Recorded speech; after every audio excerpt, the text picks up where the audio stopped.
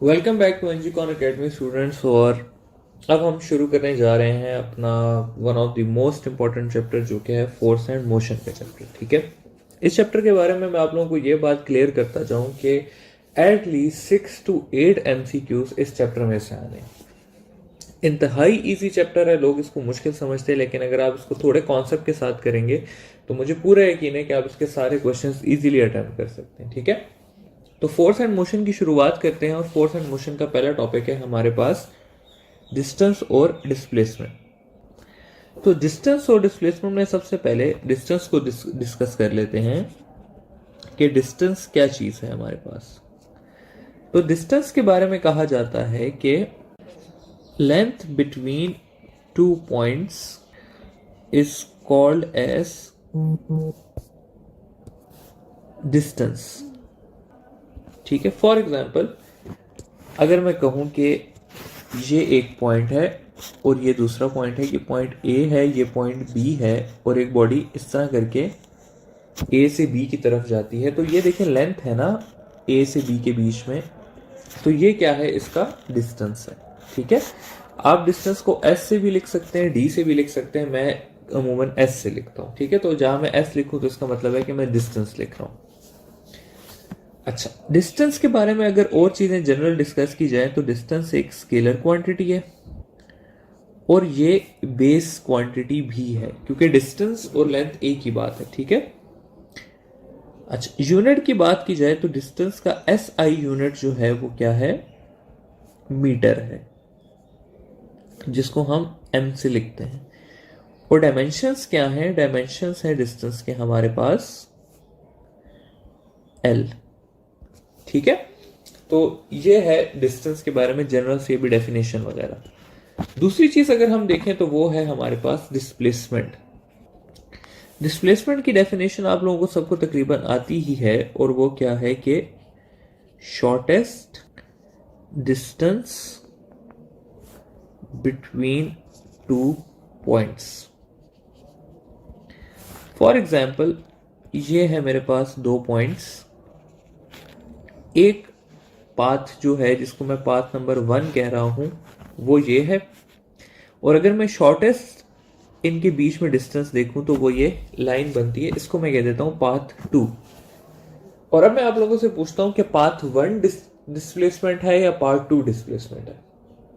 तो मुझे उम्मीद है कि आप तकरीबन 80-90 बल्कि परसेंट बच्चों ने कहा होगा कि पार्ट 2 जो है वो क्या है, डिस्प्लेसमेंट है। लेकिन ये गलत है, ये दोनों डिस्टेंसेस है। पार्ट 2 भी डिस्टेंस है, पाथ 1 भी डिस्टेंस है। क्यों डिस्टेंस है? इसलिए स्टूडेंट्स डिस्टेंस है क्योंकि मुझे पार्ट 2 में नहीं पता कि बॉडी ए से बी जा रही है या बी से ए आ रही है। अगर मैं इसके ऊपर ऐसे एक एरो लगा दूं ना, तब ये डिस्प्लेसमेंट बनता है। और डिस्प्लेसमेंट की डेफिनेशन भी यही है कि shortest directed distance between the 2 points is called as displacement. तो डिस्प्लेसमेंट की अगर छोटी प्रॉपर्टीज की बारे में बात की जाए तो डिस्प्लेसमेंट जो है वो एक वेक्टर क्वांटिटी है। यूनिट की बात की जाए तो यूनिट डिस्प्लेसमेंट का भी क्या है, मीटर है, एसआई। और अगर डायमेंशंस की बात की जाए तो इसके डायमेंशंस भी एल ही है। अच्छा, अब इसके बारे में यहां से एक एमसीक्यू आता होता है कि डिस्प्लेसमेंट वो क्वांटिटी है जो कि खुद एक डिराइव्ड क्वांटिटी है, लेकिन उसका यूनिट जो है वो बेस यूनिट है। एक बात आप लोगों ने याद रखनी है कि कोई भी वेक्टर क्वांटिटी जो है वो बेस क्वांटिटी नहीं हो सकती। ठीक है, तो इसलिए कहा जाता है कि डिस्प्लेसमेंट एक ऐसी क्वांटिटी है जो कि खुद डिराइव्ड है, लेकिन उसका यूनिट क्या है, बेस यूनिट है। अच्छा, अब थोड़ा सा आगे डिस्प्लेसमेंट को लेके जाते हैं, क्योंकि डिस्टेंस में इटसेल्फ कुछ इतनी डिस्कशन वाली बात नहीं, इजी सी चीज है कि जितना लेंथ होगी वो क्या होगी, डिस्टेंस होगी। तो डिस्प्लेसमेंट को थोड़ा सा आगे लेके चलते हैं और डिस्प्लेसमेंट के बारे में बात करते हैं कि लीनियर पाथ की डिस्प्लेसमेंट किस तरह से होती है। लीनियर पाथ डिस्प्लेसमेंट का क्या मतलब है? सवाल इस तरह से आता है आप लोगों के पास कि अ बॉडी मूव्स, बल्कि इसको इस तरह नहीं करते, इसको फिगर के थ्रू लेके जाते हैं। मैं कहता हूं एक बॉडी है वो जाती है 10 किलोमीटर इस डायरेक्शन में और वो वापस आती है 5 किलोमीटर इस तरह से, ठीक है। और सवाल किया जाता है कि इसकी डिस्प्लेसमेंट कितनी है, ठीक है। सवाल है कि इसकी डिस्प्लेसमेंट कितनी है। तो एक बात याद रखें कि अगर दो वेक्टर्स के बीच में एंगल 180 डिग्री हो, जैसे कि यहां पर कितना एंगल है 180 डिग्री, तो डिस्प्लेसमेंट आप लोगों ने किस तरह से करनी है कि आपने डिस्प्लेसमेंट को फाइंड करने के लिए माइनस का साइन यूज करना है, ठीक है। S1 माइनस S2, तो इसमें क्या हो जाएगा 10 माइनस 5 जो कि हो जाएगा 5 किलोमीटर हो जाएगा। अगर यही सवाल इस तरह से होता कि एक बॉडी 10 किलोमीटर जाती है और 10 ही किलोमीटर वापस आती है, तो उसकी डिस्प्लेसमेंट कितनी है? तो डिस्प्लेसमेंट कितनी होगी? अगेन एंगल कितना है 180 डिग्री है, तो S1 माइनस S2 आपके पास हो जाएगा 10 माइनस 10 जो कि हो जाएगा 0 किलोमीटर। अगर यही सवाल इस तरह हो कि दोनों एंगल्स के बीच में, दोनों वेक्टर्स के बीच में, दोनों डिस्प्लेसमेंट के बीच में 0 डिग्री का एंगल हो, जैसे इस केस में कितना एंगल है 0 डिग्री का, दोनों सेम डायरेक्शन में है, तो तब कैसे सॉल्व होता है? तब आपके पास फॉर्मूला चेंज होके हो जाता है कि net displacement is equal to S1 plus S2, तो ये हो जाएगा 10 प्लस 5 जो कि हो जाएगा 15 किलोमीटर, ठीक है। तो आप लोगों ने ये देखना है कि अगर लीनियर मोशन में एंगल 0 डिग्री हो तो क्या होगा और एंगल 180 डिग्री हो तो क्या होगा। ये आगे आपको भी मैं जब सवाल कराऊंगा तो ये चीज यूज आएगी, ठीक है। सेकंड चीज डिस्प्लेसमेंट के बारे में एक और है कि डिस्प्लेसमेंट फ्रॉम पोजीशन वेक्टर्स, तो उसको भी देख लेते हैं। अच्छा, डिस्प्लेसमेंट फ्रॉम पोजीशन वेक्टर्स की बात की जाए तो इस तरह का एक सवाल होगा कि एक ग्राफ है आपके पास, उस ग्राफ में एक पॉइंट इधर है और एक पॉइंट इस जगह पर है, ठीक है। मैं कहता हूं ये जो पॉइंट है, ये वाला येलो वाला, वो है आपके पास 2i और 6j का, ठीक है। और यहां पे जो ये वाला पॉइंट है, ये है आप लोगों के पास 5i और 10j का, यानी कि एक बॉडी ने यहां से पोजीशन अपनी चेंज की है 2i 6j से और वो आ गई है 5i 10j पे, और मैंने ये पर्पल वाली डिस्प्लेसमेंट फाइंड करनी है, ठीक है। तो इस केस में डिस्प्लेसमेंट स्टूडेंट्स हमारे पास होती है कि displacement is equal to delta R या R2 माइनस R1 या final position minus initial position. अब इनिशियल पोजीशन क्या है हमारे पास? इनिशियल पोजीशन है, सॉरी फाइनल पोजीशन है 5i प्लस 10j और दूसरी पोजीशन है हमारे पास 2i प्लस 6j, ठीक है। तो वेक्टर एडिशन का क्या है कि i को i में से सब्ट्रैक्ट कर दूंगा, j को j में से कर दूंगा, तो मेरे पास आंसर आ जाएगा डिस्प्लेसमेंट का 3i प्लस 4j, तो ये हो जाएगी डिस्प्लेसमेंट। और अगर अब मुझे इसमें से मैग्नीट्यूड ऑफ डिस्प्लेसमेंट फाइंड करना है तो मैं इस पर सिंपल पैथागोरस थ्योरम लगा दूंगा, 3 स्क्वायर प्लस 4 स्क्वायर, ये हो जाएगा 9 प्लस 16 और ये हो जाएगा 25 अंडर रूट जो कि हो जाएगा 5, ठीक है। 5 यूनिट्स, क्योंकि यहाँ पे मीटर का जिक्र नहीं किया हुआ था। तो इस तरह से भी सवाल आप लोगों से पोजीशन वेक्टर की फॉर्म में भी किया जा सकता है, ठीक है। तो ये है डिस्प्लेसमेंट फ्रॉम पोजीशन वेक्टर्स। अब आ जाते हैं हम इस टॉपिक के एक मेन एरिया में जो कि है comparison between displacement and distance, ठीक है। तो कंपैरिजन देख लेते हैं डिस्प्लेसमेंट एंड डिस्टेंस का। तो डिस्टेंस और डिस्प्लेसमेंट का कंपैरिजन पहला ये है कि डिस्टेंस जो है वो बड़ा हो सकता है डिस्प्लेसमेंट से, और ये कब होता है?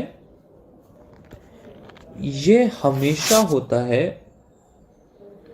यानी कि any path other than straight path. दूसरा क्या है कि डिस्टेंस जो है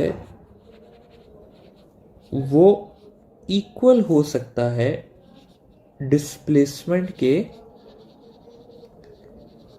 मैग्नीट्यूड के साथ।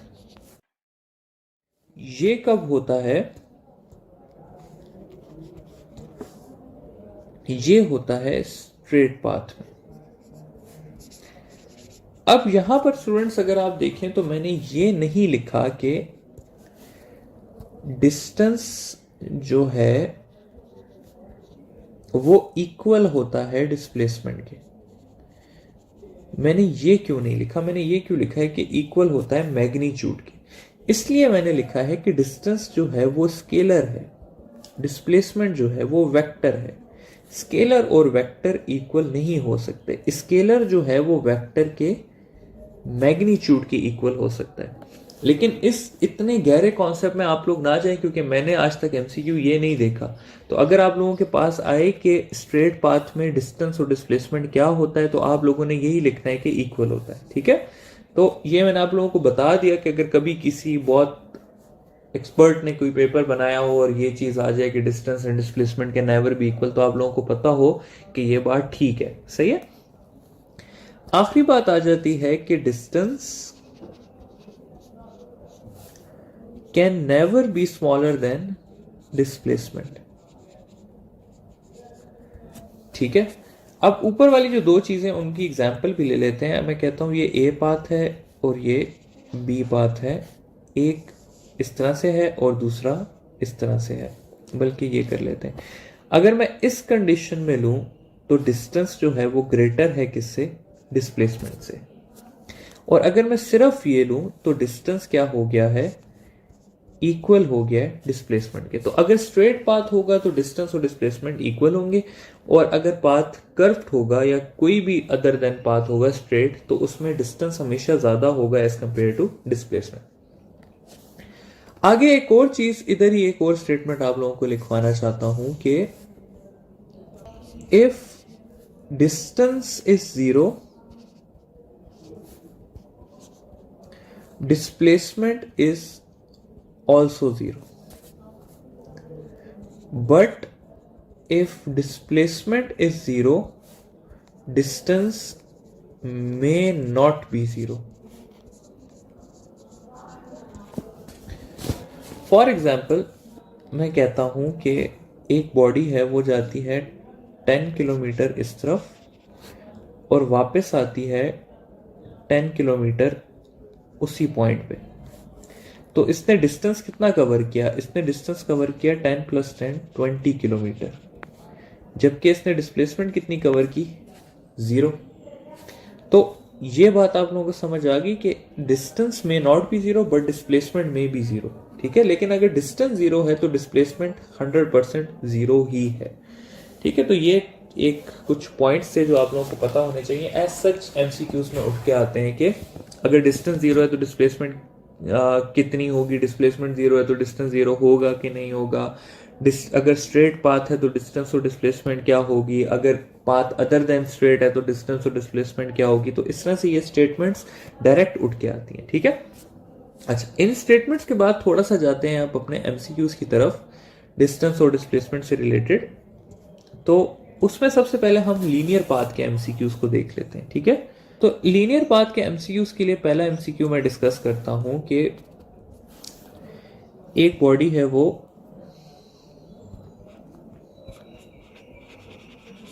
Travels 8 kilometre east and then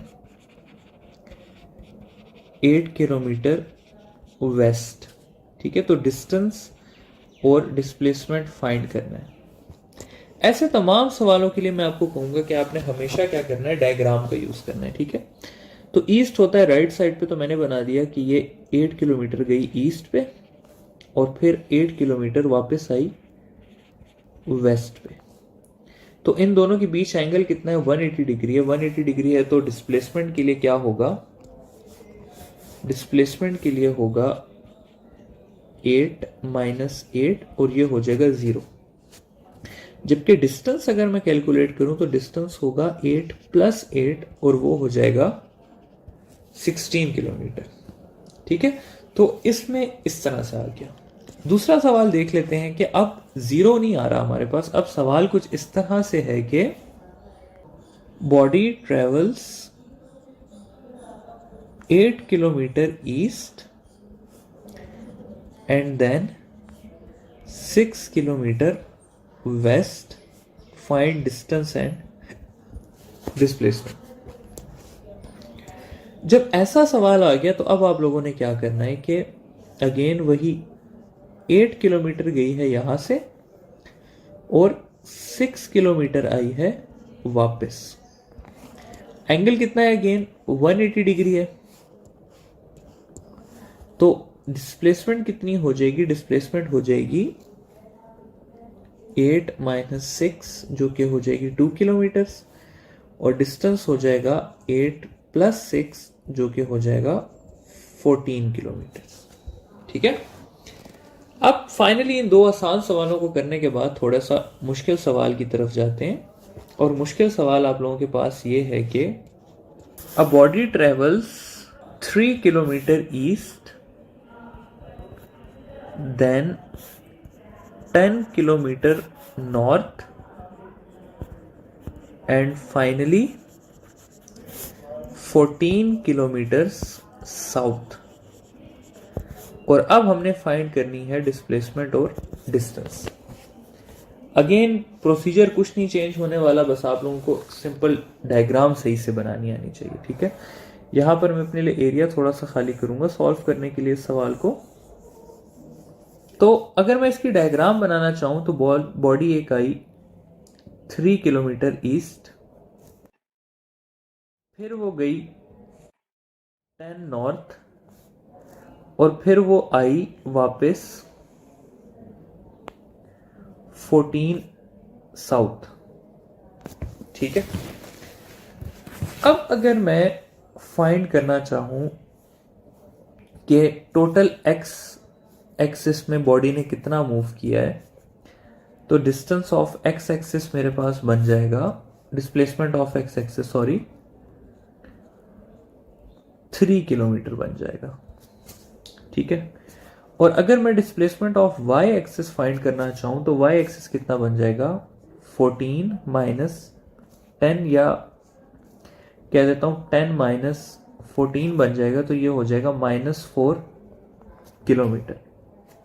तो अब अगर मैं इस डेटा से डायग्राम बनाने की कोशिश करूं, ये जो मेरे पास अभी ऊपर टेबल में है, तो इससे बनेगा कि 3 किलोमीटर पॉजिटिव एक्स एक्सिस में गई है और 4 किलोमीटर नेगेटिव वाई एक्सिस में गई है। ठीक है, और अब अगर मैं इस फिगर में देखूं कि डिस्प्लेसमेंट क्या है, तो डिस्प्लेसमेंट है मेरी यहां से लेकर यहां तक।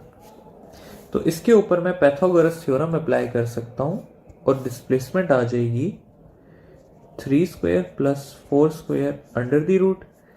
3 और 4 का आंसर हमेशा पाइथागोरस में 5 आता है, 8 और 6 का आंसर हमेशा 10 आता है। तो ये आप लोग याद रख लें। अच्छा कि पाइथागोरस थ्योरम अगर आप अप्लाई करते हैं और x और y की वैल्यू आपके पास 3 और 4 है, तो आपके पास आंसर हमेशा क्या आएगा? 5 आएगा। ठीक है, तो ये आ गया क्या? 3 और 4 का आंसर की डिस्प्लेसमेंट कितनी होगी? 5 होगी। अब डिस्टेंस कितना होगा? डिस्टेंस के लिए हमने इन सबको ऐड कर देना है, तो हो जाएगा 3 प्लस 10 प्लस 14, आंसर हो जाएगा 27। अब इसके 3 स्टेप की जगह हम 4 स्टेप का सवाल करते हैं, इसको मजीद अच्छे तरीके से देखने के लिए। सवाल कुछ इस तरह से है कि a body travels let's say 10 kilometre east then 16 kilometre south then 2 kilometre west and finally 10 kilometre north. और फाइंड करना है हमने डिस्प्लेसमेंट। ठीक है, तो वही बात है कि अगेन आपको डायग्राम बनानी पड़ेगी। डायग्राम क्या है, 10 किलोमीटर गई है ईस्ट, फिर गई है ये 16 किलोमीटर साउथ, 16 किलोमीटर यहां से वापस गई है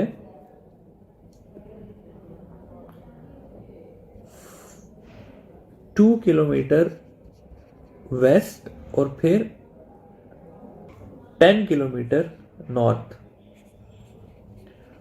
ठीक है, इस तरह करके ये सारा हिसाब हुआ है। अब अगर मैं इसका अगेन तरीका वही है कि सबसे पहले फाइंड करना है एक्स एक्सिस की। तो एक्स एक्सिस में क्या है कि पहले गई है 10, तो 10 माइनस 2, ठीक है, ईस्ट 10 था, 2 कितना था, ये था, तो 10 माइनस 2 कितना हो जाएगा, 8 किलोमीटर हो जाएगा। फिर y करेंगे तो y में क्या होगा, 16 किलोमीटर साउथ गई तो माइनस 16, ठीक है, और फिर नॉर्थ आई है तो प्लस 10, क्योंकि साउथ के लिए माइनस यूज होता है, नॉर्थ के लिए प्लस यूज होता है, तो आंसर हो जाएगा -6 किलोमीटर। अब x एक्सिस कितना है, +8 है, और y कितना है, -6 है। तो यानी कि इस तरह की डायग्राम बनी, +8 -6। अगेन वही पैथागोरस थ्योरम लगाएंगे। 8 और 6 का मैंने आपको क्या बताया, पैथागोरस थ्योरम कितना आता है, 10 आता है, तो आंसर क्या आ जाएगा आपके पास, 10 किलोमीटर आ जाएगा। ठीक है, तो इस तरह से हम सॉल्व कर सकते हैं इस सवाल को। अच्छा, फाइनली डिस्टेंस और डिस्प्लेसमेंट इन अ सर्कल देख लेते हैं। सर्कल में किस तरह से देख लेते हैं, सवाल इस तरह आता है कि a body moves in a circle of radius r,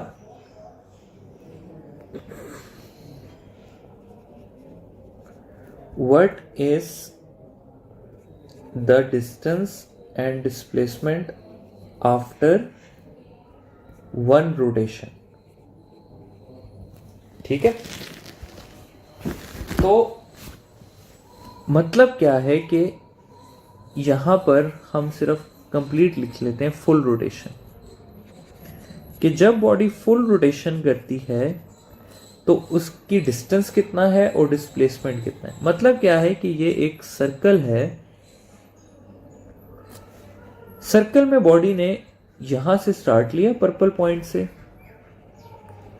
पूरा चक्कर काटा और वो इस पर्पल पॉइंट पे दोबारा आ गई।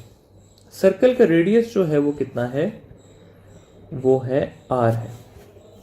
अगर मैं इस केस में डिस्टेंस की बात करूं तो डिस्टेंस होगा इक्वल टू सरकमफेरेंस। सरकमफेरेंस होती है 2 पाई r, तो डिस्टेंस कितना हो गया, 2 पाई r। डिस्प्लेसमेंट की अगर बात की जाए तो डिस्प्लेसमेंट यहां पर होगी 0।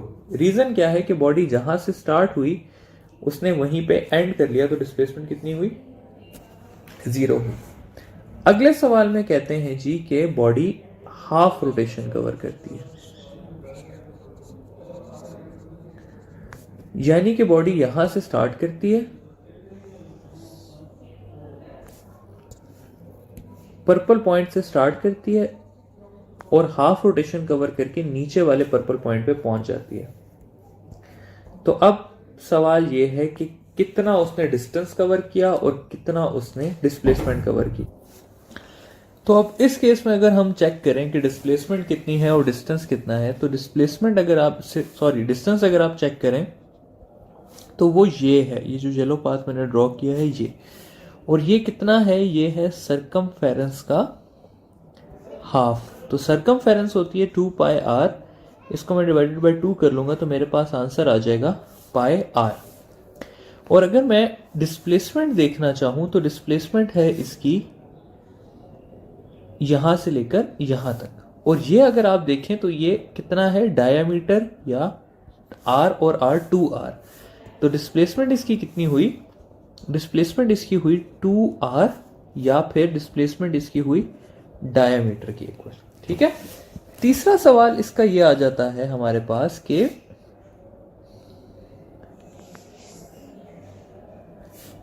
बॉडी कवर्स क्वार्टर सर्कल,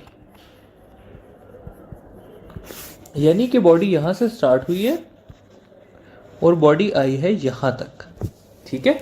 तो क्वार्टर सर्कल में इसने कितना डिस्टेंस और कितनी डिस्प्लेसमेंट कवर की। अगर मैं डिस्टेंस को देखूं तो वो होगा सरकमफेरेंस का फोर्थ पार्ट, तो वो हो जाएगा 2πr/4 और इसका आंसर आ जाएगा πr/2। जबकि अगर मैं डिस्प्लेसमेंट देखना चाहूं तो डिस्प्लेसमेंट होगी इसकी इस पॉइंट से लेकर इस पॉइंट तक। अब अगर आपको पता हो तो सेंटर से लेकर टॉप तक का डिस्टेंस r है और सेंटर से लेकर यहां तक का भी डिस्टेंस कितना है, r। तो ये मेरे पास एक ऐसा ट्रायंगल बन रहा है जिसमें ये r है, ये r है और ये क्या है, डिस्प्लेसमेंट है। तो मैं इसमें डिस्प्लेसमेंट को लिख सकता हूं कि displacement is equal to r² plus r² under the root. तो ये बन जाएगा 2r² या √2r। तो ये होगी क्वार्टर की डिस्प्लेसमेंट, ठीक है। तो इस तरह से आपके सर्कल के भी सारे सवाल कवर हो जाते हैं। आई होप कि आप लोगों को डिस्टेंस और डिस्प्लेसमेंट का टॉपिक समझ आ गया होगा। अगला जो है वो है हमारे पास वेलोसिटी और स्पीड का।